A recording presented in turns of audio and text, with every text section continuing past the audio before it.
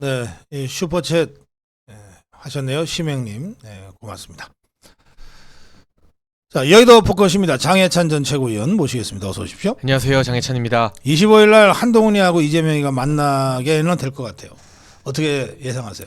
일단 국민의힘에서 가져올 수 있는 것은 정쟁을 중지한다는 민주당의 선언, 그리고 금투세 폐지 등에 대한 협조일 텐데요. 근데 제 예상으로는 그것보다 민주당이 벼르고 있는 꼼수, 특검 전국, 그러니까 최상병 특검으로 그냥 다른 뉴스를 다 덮어버리겠다는 거잖아요. 네. 그러니까 저 회담에서 아무리 우리가 금투세 이야기를 하고 정쟁을 그만하자, 뭐 국회의원 특권을 없애자 이야기를 해도 이재명 대표가 특검 어떻게 할 거냐? 한동훈 대표 당신이 말한 대로 제3자 추천안 발의해라. 제보 공작 콜 넣자. 이렇게 나와버리면 거기서 한동훈 대표가 대받아 칠 수 있는 카드가 거의 없지 않습니까? 그러니까 지금 뭐 이걸 생중계하니 많이 이런 보여주기가 중요한 게 아니라 네. 결국에는 성과가 중요한데 우리가 민생 법안이나 금투세 등에 대한 성과를 얻어오면 좋겠지만 그 성과는 민주당이 잘하는 거 있죠. 물타기에 흐지부지 되고 민주당이 바라는 대로 특검의 불씨만 더 키워주는 그런 회담이 되는 것은 아닐까 지금 사실 불안감이 스멀스멀 느껴지는데요. 네. 여기에 대해서 25일 이전에 한동훈 대표가 제가 지금 거의 근 2달째 이야기하고 있는 것 같은데 특검에 대한 본인의 입장을 명확히 철회하고 우리 당 의원들과 당원 동지들이 이거는 도저히 용납할 수 없다고 한다. 난 여기에 선을 긋겠다. 이렇게 배수진을 치고 나가지 않으면 이재명 대표 좋은 말로 하면 노련하고 나쁜 말로 하면 음흉하지 않습니까? 이게 정치 경험이 사실은 한동훈 대표랑은 비교가 안 되는데 저 능구렁이 같은 이재명 대표에게 말릴 수 있다.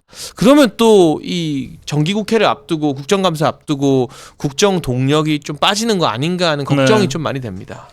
사실 지금 이재명이나 종북주사파는 딴 거는 그냥 말을 하는 거지. 딱 하나예요. 관심이. 해병대원 특검을 성사시켜서 어쨌든 윤석열 대통령 탄핵의 발판으로 삼으면 되는 거예요. 다른 거는 다 양보할 수 있어.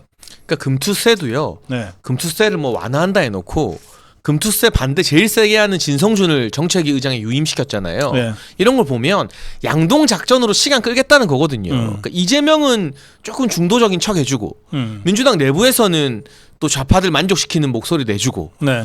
그런데 우리가 이 회담에서 이 특검 이야기를 꺼냈을 때 우리의 입장이 단호하면 뭔 소리냐 대통령 탄핵시키려고 하는 거 모를 줄 아느냐 특검의 특자도 꺼내지 말아라고 호통을 치면 이게 말이 먹혀요. 그러면 특검 이야기 계속하는 민주당이 이상해지고 헛소리 하지 말고 민생 이야기 하자 이렇게 불호령을 때려줘야 되는데 지금 국민의힘 대표가 하겠다고 한 말이 있으니 이거를 철회를 안 하고 있으니 이재명이 특검 이야기 꺼냈을 때 우리가 불호령을 못 때리는 거죠. 거기에 이제 질질 끌려갈 수밖에 없게 되는 거죠. 25일까지 시간이 남았으니까요. 아니, 자존심 그런데, 내세울 때가 아닙니다. 지금. 아니 지금 이게 무슨 TV 생중계하자 뭐 이런 얘기 할 때는 아닌 것 같은데. 그러니까 사실 이것도 결국에는 보여주기에 너무 집착하는 것 같아요. 그리고 TV 생중계를 하니 많이보다 중요한 건 실질적인 결과물이잖아요. 네. 지금 한동훈 체제가 출범하고 어떤 성과가 있었느냐 거기에 대해서 회의적이기 때문에 그동안 한동훈 대표를 그렇게 밀어주던 조선일보도 요새 보면 사설과 기사의 기류가 좀 바뀌어요. 그래요. 조선일보 기사에서 한동훈 대표 때리는 기사들이 한 2, 3일 사이에 꽤 나왔어요. 그러니까 뭔가 이게 성과 없는 거에 대한 답답함을 우리가 느끼고 있는데 생중계하면서 관심 많이 받고 뭐 그러는 게 중요한 게 아니라 진짜 이 정부가 나라의 어떤 경제와 민생을 살리기 위한 법안을 추진할 때 가져올 수 있는 성과를 가져와야 된다. 이번에도 이게 빈손 회담으로 끝나면 이재명 대표는 야당이니까 그냥 룰루랄라예요. 저기는 그냥 딴지나 걸면 돼요. 발목이나 잡으면 돼요. 민주당이 원래 그런 당 아닙니까? 근데 여당이 이 여야 대표 회담에서 성과를 못 가져오면 그 책임과 부담은 고스란히 윤석열 정부에게 전가되는 겁니다. 그래요. 정신을 바짝 차리고 임해야 됩니다. 이번 회담에. 네.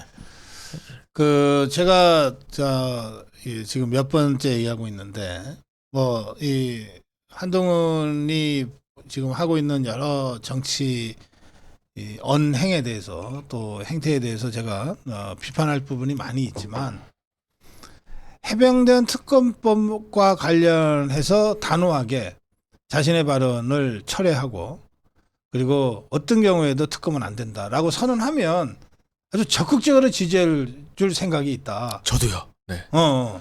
그러면 한 며칠 한동훈 대표 우리가 비판 안 할 겁니다. 것처럼 볼 텐데? 아니요, 진짜. 진짜 그러면 제 팬분들은 한동훈 대표 별로 안 좋아하는 분들이 많아요. 네. 그래도 한 대표가 특검에 대해서만 단호한 입장을 보이면 아, 우리 지금 일단 한 대표 응원해 주자. 저는 그럴 것 같아요. 그러고 싶어요, 정말. 그러니까. 예. 사실 뭐 이 자기 말을 바꿨기 때문에 좀 욕은 먹겠지만 어차피 그 욕할 사람들은 지금도 다른 거 트집 잡아서 욕하는 사람들이잖아. 그럼요. 네.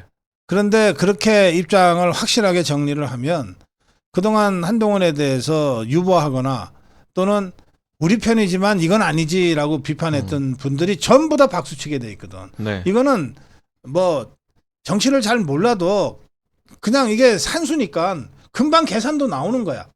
왜 그걸 안 하나 모르겠네. 근데 저는 좀 본질적인 이야기지만 네.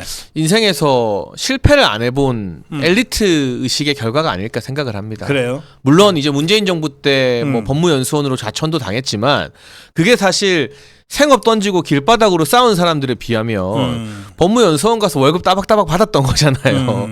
그 외에는 이분의 인생이 강남 8학군 출신으로 어떤 실패를 경험해 본 적이 없잖아요. 항상 엘리트였고. 그러니 정치에서 지는 게 이기는 거다라는 국민의힘 상임 고문단 원로들의 조언도 있었다고 제가 기사를 봤거든요.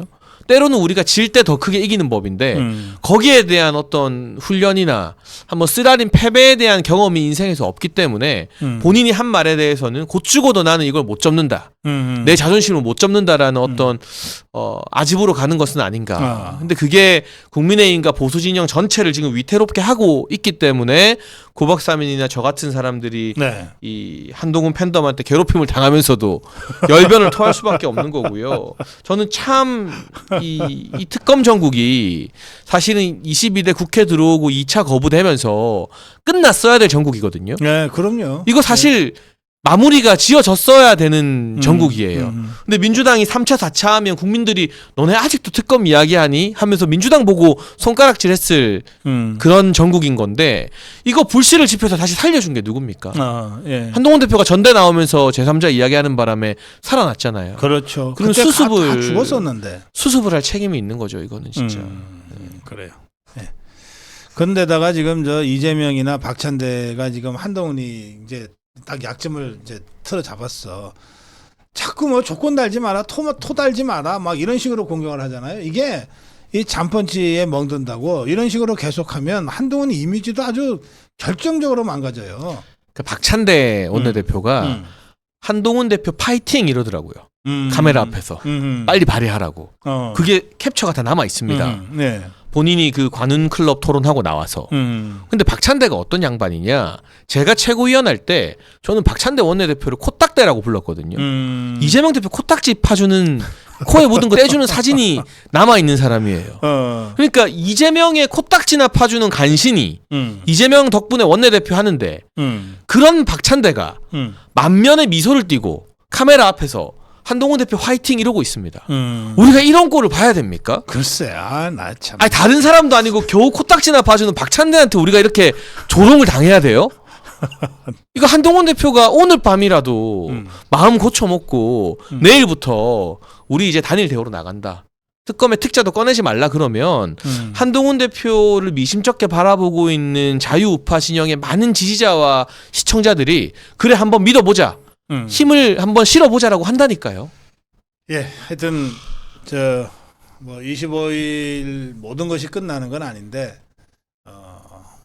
25일 이후에 만약에 발의를 하더라도 그 이유가 될 텐데 또는 취소 선언을 해도 뭐 그 이유가 될 것 같은데 어쨌든 여기에 한동훈의 정치 생명이 걸려 있다.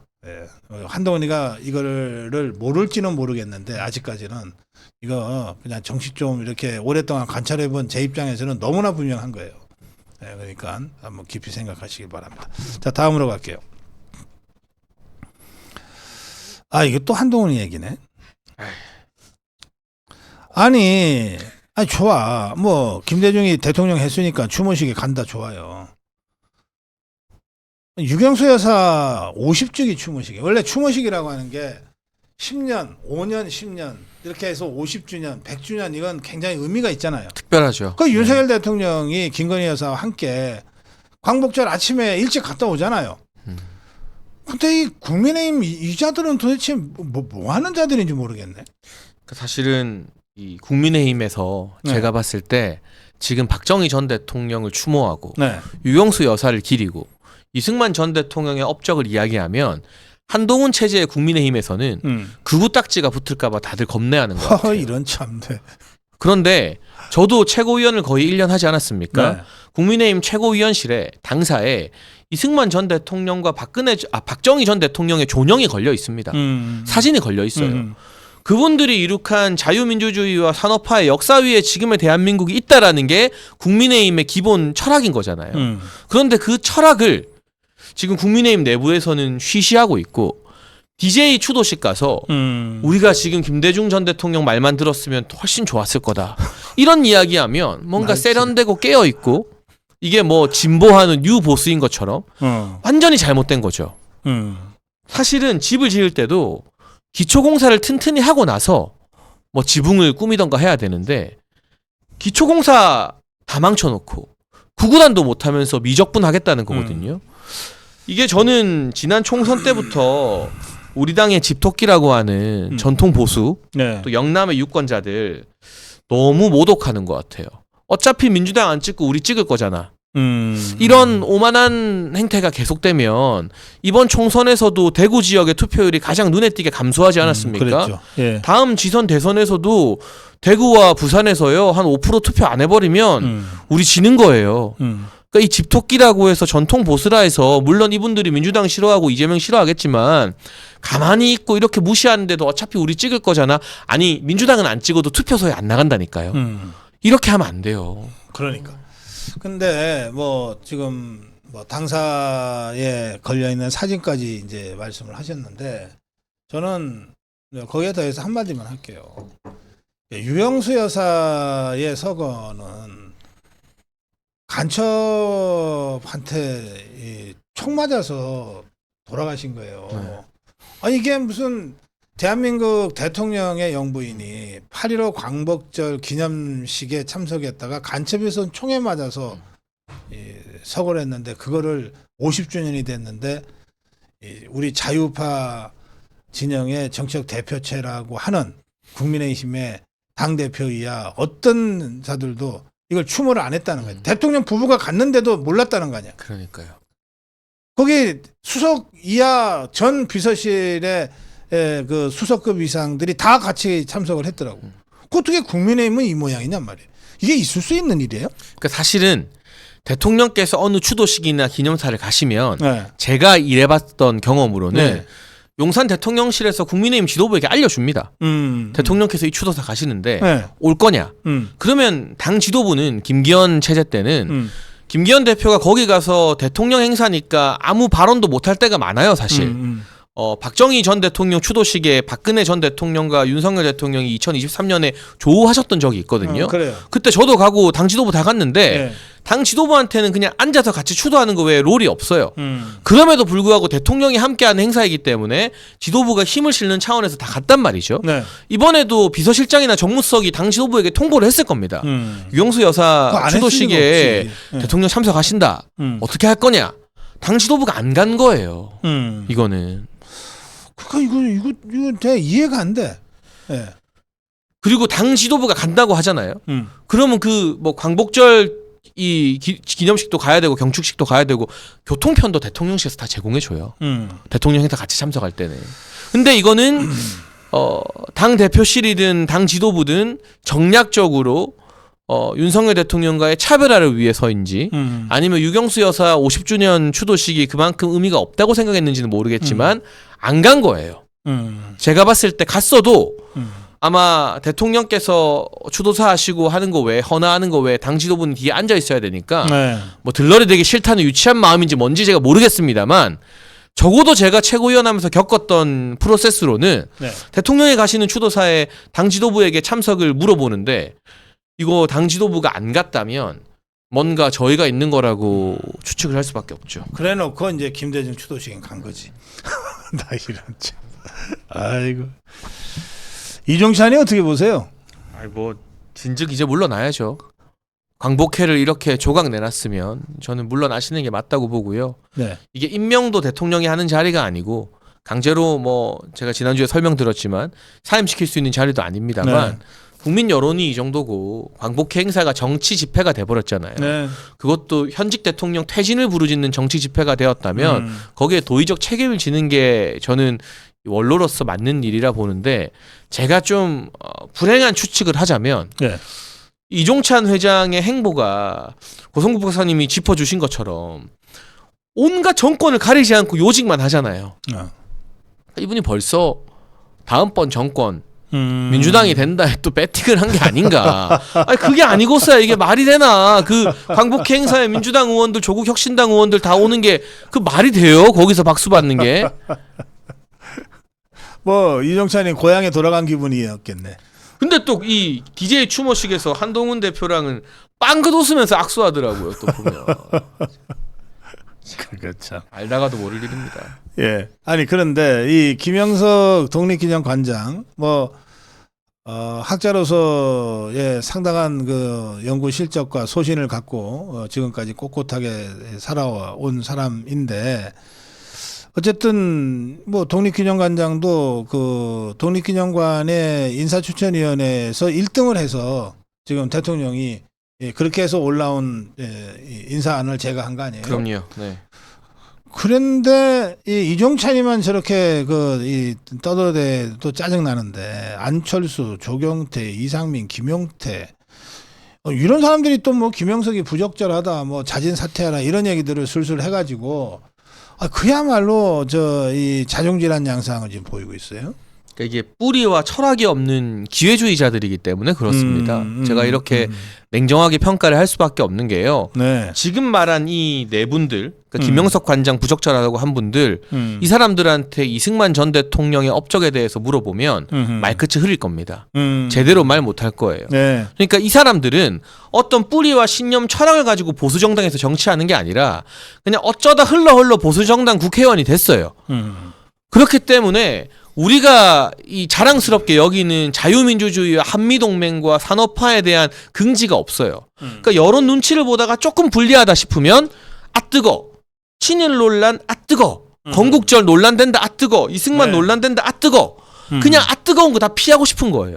그리고 김대중 찬양하고 노무현 찬양하고 그러면 이 세련된 정치인 뭔가 개념 있어 보이죠. 뉴 보수 한국일보 같은 데서 새로운 보수도 해주고 조선 동아도 은근히 그런 사람들 밀어주고 띄워주고 하니까 그러니까 뿌리와 철학이 없는 게 이 국민의힘이라는 정당 대한민국 보수 정당의 저는 가장 큰 문제라는 생각이 들고요. 우리가 이념이 중요하지 않다, 민생과 실용이 중요하다고 하는데 이념이라는 기반이 없으면 민생과 실용을 결코 만들어낼 수가 없습니다. 그러니까 국민의힘이 어떻게 개혁해야 되느냐. 지금 한동훈식 개혁의 방향은 이념을 다 지우고 그냥 뜨거 하면서 국민 여론 눈치 보는 게 개혁이라고 하는데 그게 아니라 우리가 때로는 험한 길을 걷고 비바람을 맞을지라도 철학과 뿌리를 탄탄히 다지는 게 저는 국민의힘이 나아가야 될 진짜 개혁이라고 생각합니다. 예.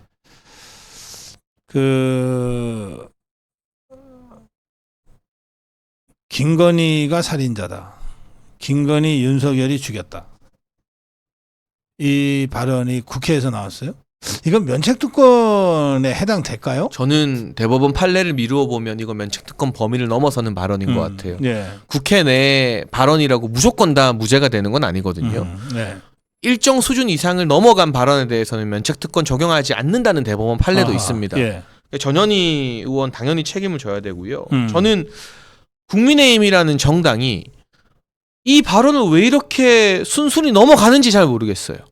글쎄. 예. 그러니까 지금 이종배 서울시의원이 뭐 인권위 진정하고 고발하고 있는데 국민의힘 차원에서 대변인들을 엄청 많이 뽑아놨잖아요. 네. 숫자로 따지면 논평 몇 개 내고 말 게 아니라 저는 이 전 당원의 당력을 총동원해서 전현희를 사퇴시키느냐 아니면 국민의힘이라는 정당이 문 닫느냐의 싸움으로 가야 된다고 봐요. 네. 그리고 이거는 국민의힘이 이기는 싸움입니다. 이기지. 이건 싸우면 이기지. 오죽하면 박찬대 같은 사람도 유감이라고 하겠습니까?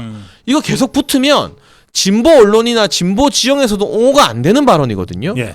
그런데 이거를 그냥 한두 마디 띡 하고 상식적이지 않다 하고 넘어가 주는 거. 그 상식적이지 않다는 발언을 한동훈이가 했어요? 한동훈 대표가 했죠. 왜 이걸 넘어가 주는 거죠? 이거는 당 지도부가 목숨 걸고 전 의원들이 목숨 걸고 농성을 하든 이거는요. 전현희가 공식 사과할 때까지 우리 국회 안 하겠다 해도 국민들이 국민의힘 욕 안 해요. 이거는 확실한 명분이 있는 이보다 더 좋은 명분이 있는 일이 4년에 한두 번 나타날까 말까거든요. 근데 이걸 이렇게 유약하게 어물쩍 넘어가서 전현희 최고위원 2등 되고 와 지금 자하자찬하고 있잖아요. 앞으로 도대체 뭘 갖고 싸우겠다는 겁니까? 그 왜 이렇게 소극적일까요, 국민의힘이? 저는 도대체 이해가 안 돼요. 이거는 뭐 윤석열 대통령과의 차별화가 됐든 뭐가 됐든 뭐 국민의힘을 뭐 자기들끼리 김대중 추앙하는 정당으로 만들든 뭐든 다 떠나서 그 김건희 여사를 그 옹호하는 듯이 비치는 것은 하기 싫다 이런 뜻 아닐까요? 만약 그런 생각이라면 예. 그거는 정무적 판단 이전에 인간성을 의심해봐야 되는 대목인 것이고요. 네. 서로 한동훈 대표와 김건희 여사 영부인 사이의 사이가 아무리 안 좋아도 그런 거 다 뒤로 하고요. 이거는 정무적으로 국민의힘이 무조건 이길 수밖에 없는 판이 깔린 거잖아요. 그러니까 축구로 치면 페널티킥 준 거잖아요. 그런데 페널티킥 안 주고 그냥 뭐 게임 합시다. 이게 말이 됩니까? 월드컵에서 지금 페널티 박스에서 반칙해서 레드 카드 나오고 페널티킥 주는데 아예 뭐 이런 걸로 레드 카드를 이런 걸로 뭘 페널티킥을 우린 다시 뒤에 가서 처음부터 해가지고 골 넣을 거니까 이게 말이 됩니까 이게? 지금 그러고 있는 꼴이에요. 한국 국가대표가 그런 짓을 해보세요. 이게 국민들이 넘어가겠어요? 그래요. 이건 아직 그러니까 이제 전현희는 이건 지금 뭐 사과 자체를 안 하고 있잖아요. 논았죠 정현이는. 잘리게 생겼다가 최고위원 안 되게 생겼다가 2등 했는데 이거를 국민의힘이 호락호락 넘어가 주면 예. 제2, 제3의 전현희가 반드시 나옵니다. 살인자라고 하니까 민주당 내에서 최고위원 2등 하네? 근데 국민의힘은 뭐 몇 마디 따라 붙지도 않고 그냥 이거 어물쩍 넘어가네? 제2, 제3, 제4의 전현희들이 더한 막말 더 쏟아내죠. 그렇지. 예. 이게 속이 터지는데요. 죄송합니다. 제가 이렇게 톤을 많이 잘 안 올리는데 요새. 이게 이해가 안 돼요. 이거 전현희 살인자 이 발언을 왜 이렇게 그냥 넘어가는지 이게.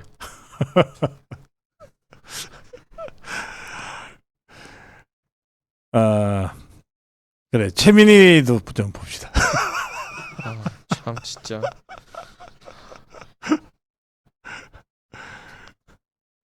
최민희. 최민희도 뭐.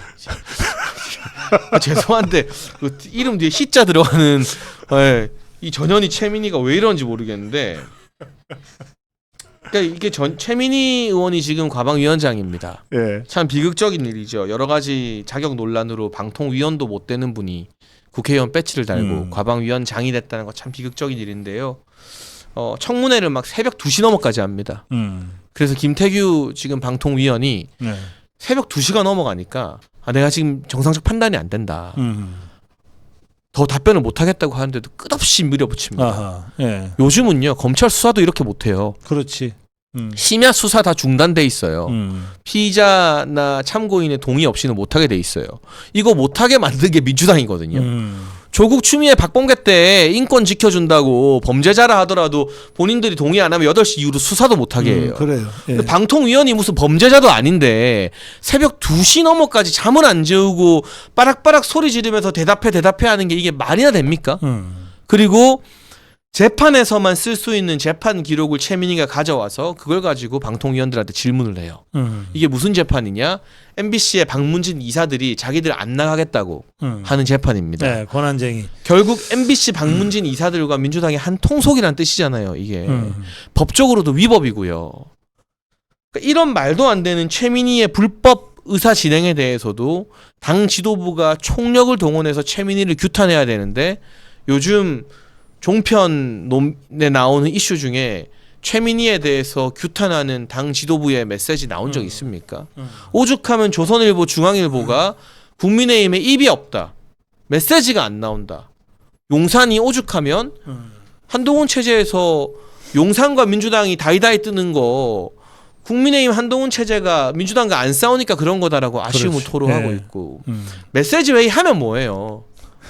네? 그 메시지 회의 한다고 갑자기 없는 메시지가 튀어나옵니까? 그것도 매일이 아니라 난 매일인 줄 알았는데 매주더라고. 뭐 일주일에 한두 번 하는 거. 어. 그리고 대변인단 그렇게 많이 뽑아놓으면 뭐해요? 한동훈 대표가 그랬대요. 비공개 회의에서 우리 당에 스타가 없다. 스피커가 약하다. 스타 스피커 다 죽여놨잖아 자기가. 제 입으로 이런 말 하기 민망하지 마. 저 당에 있었어 봐요. 제가 과방에 갔으면 최민희가 찍소리라도 했겠습니까? 라이브로 삭발합니다. 저 그 앞에서.